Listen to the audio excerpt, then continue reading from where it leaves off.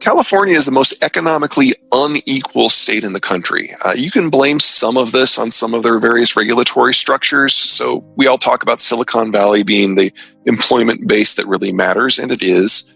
But the regulatory heft has now reached the point that there are no startups in California because they can't afford to operate in California. So usually what happens is they'll start somewhere else. Silicon Valley agents will go out, scout them out, and then just buy them and move their populations entirely to Silicon Valley to be folded into a major company.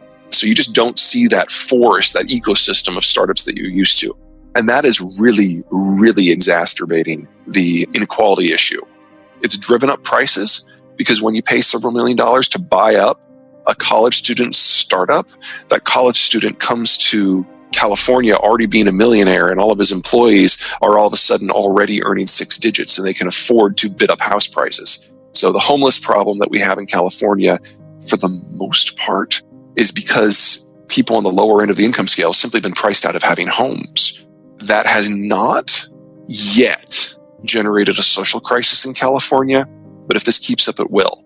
So that's problem one. Problem two is geographic. The California cities have expanded to almost their maximum iteration now, and their only option is to build up.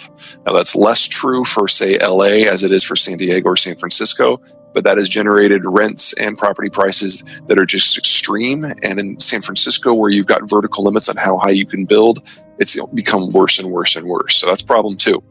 Problem three is international.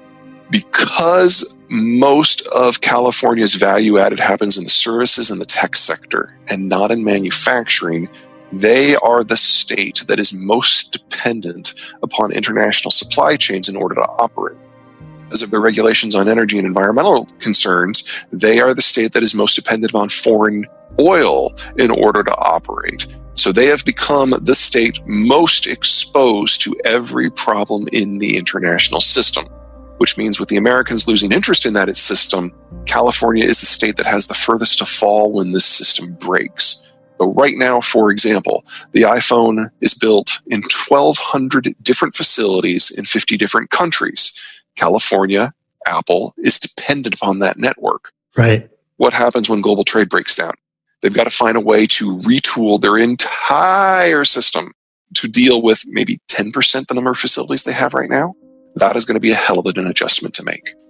Now, Seattle has two reasons that it has that situation. Number one, it's one of those gateway cities for capital flight. So you get a bunch of price-insensitive investors coming up and buying whatever they can.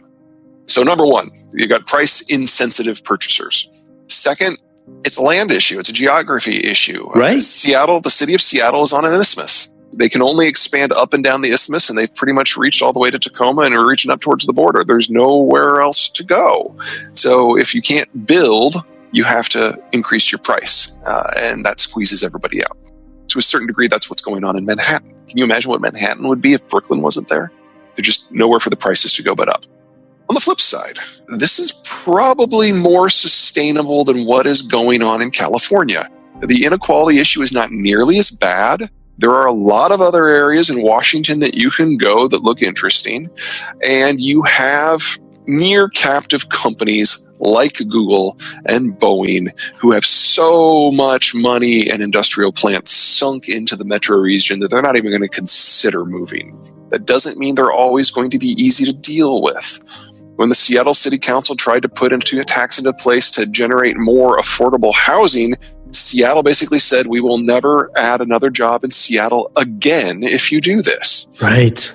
So there's a tension, and that is unavoidable, but it's a much better situation than California is finding itself in, because Seattle, Washington, they're not nearly as integrated into global supply chains as the Silicon Valley region is.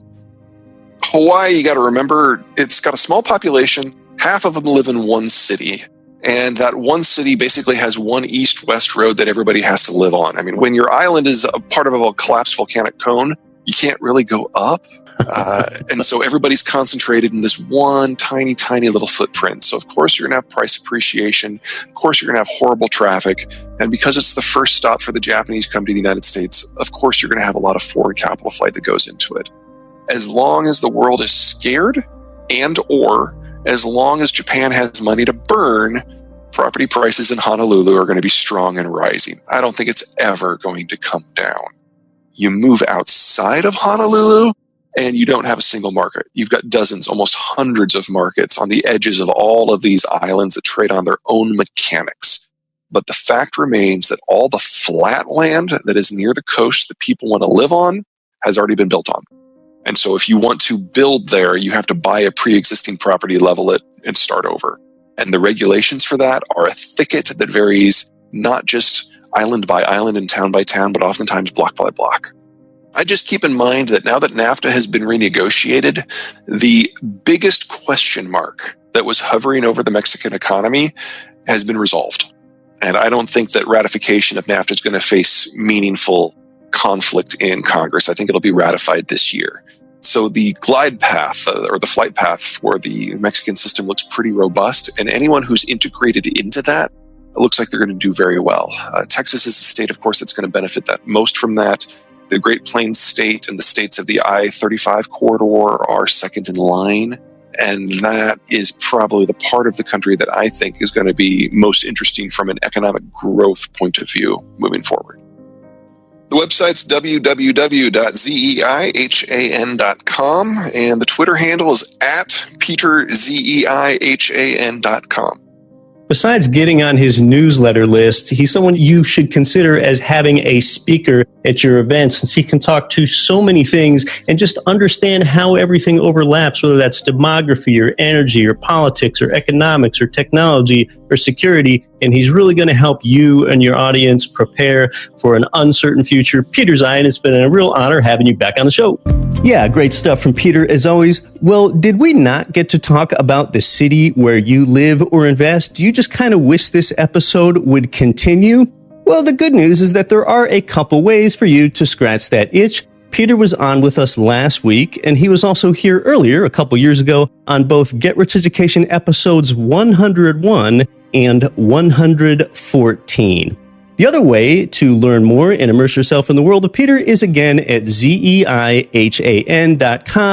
You might want to hire him as a speaker to go big picture at your real estate investing or other event. Next week here on the show, there is no guest. It's just going to be you and I as we get up close and personal with your real estate portfolio. How do you grow it, and how do you get financially free faster? Well, the good news about next week is that you're going to learn that chances are you're one of the hundreds of millions of people that already has money, and a substantial amount of your own money that you didn't even know that you had. That material fires me up. I can't wait to talk about it with you next week. Big thanks to Peter Zeihan today. I'm your host, Keith Weinhold. It's been my honor to bring you How America Works here